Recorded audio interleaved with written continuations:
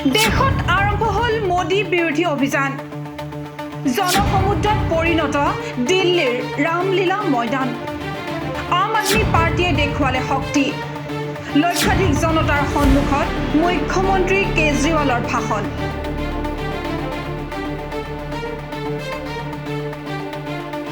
চতুৰ্থ শ্ৰেণীলৈ পঢ়া সম্ৰাটৰ পৰা উদ্ধাৰ কৰিব লাগিব দেশ।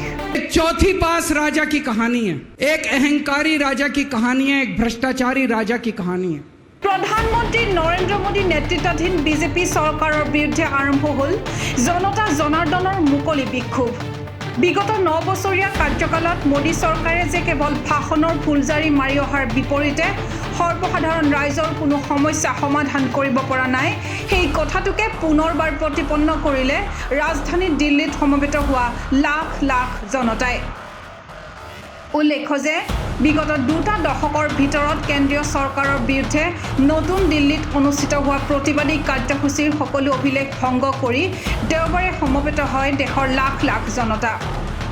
লক্ষণীয় যে বিগত 2011 চনত নতুন দিল্লীৰ ৰামলীলা ময়দানৰ পৰা আৰম্ভ হৈছিল কংগ্ৰেছ নেতৃত্বাধীন UPA চৰকাৰক উৎখাত কৰাৰ অভিযান।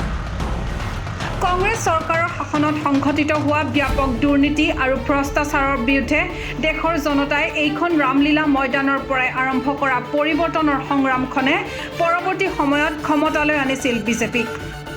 ৰামলীলা ময়দানৰ প্ৰতিবাদী সংগ্ৰামেই ভেটি তৈয়াৰ কৰিছিল কংগ্ৰেছৰ বিকল্প ৰাজনীতিৰ, যাৰ ফলত অনায়াসে দিল্লীৰ ক্ষমতা দখল কৰিবলৈ সক্ষম হৈছিল বিজেপি নেতৃত্বাধীন NDA।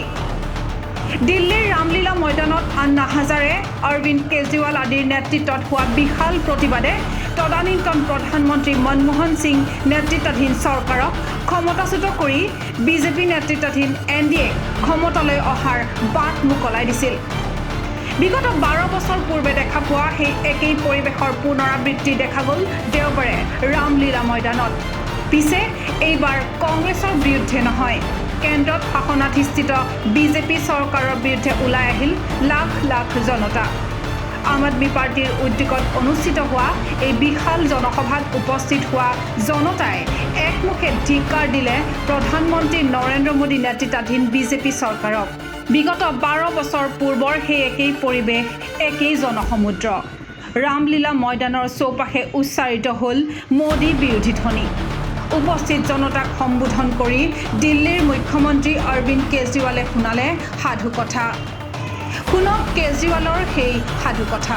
ये कहानी एक राजा की है, एक चौथी पास राजा की कहानी है, एक अहंकारी राजा की कहानी है, एक भ्रष्टाचारी राजा की कहानी है।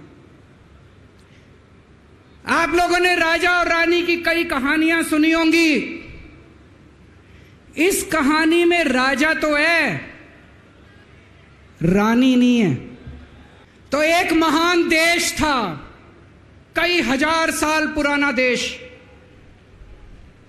उस देश के एक गांव में एक बच्चा पैदा हुआ, बहुत गरीब घर में एक बच्चा पैदा हुआ।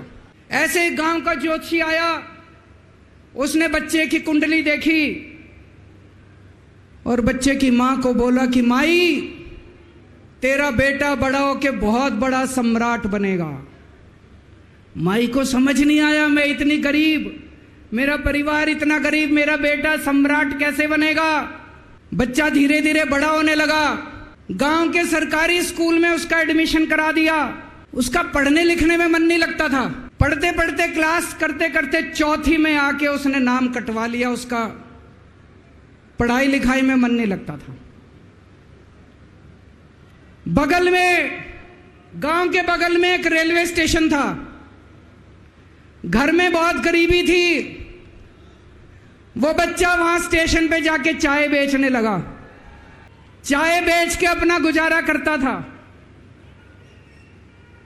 वो भाषण बहुत अच्छा देता था, बचपन से ही बड़ा अच्छा भाषण देता था। गांव के लड़कों को इकट्ठा कर लेता और भाषण देना चालू करता। धीरे धीरे आसपास के गांव में फैल गया कि यह बच्चा भाषण बड़े अच्छे देता है। आसपास के लड़के भी इकट्ठे हो गए और जो मर्जी टॉपिक हो भाषण देना चालू कर देता था और रुकता ही नहीं था, घंटों घंटों तक भाषण देता रहता। এগৰাকী চতুৰ্থ শ্ৰেণীলৈ পঢ়া সম্ৰাটৰ কাহিনী শুনি আপুনিও হয়তো বুজি পাইছে এই কাহিনীৰ সম্ৰাট কোন। দেশৰ জনতাই এইগৰাকী সম্ৰাটক ৰাজপাটৰ পৰা নমাই দিবলৈ যে ঐক্যবদ্ধ হৈছে সেয়া ৰামলীলা ময়দানৰ জনসমাগমেই আকৌ এবাৰ প্ৰমাণিত কৰিছে। National desk NV live. আপুনি নাক কাণ অথবা ডিঙিৰ সমস্যাত ভুগিছে নেকি?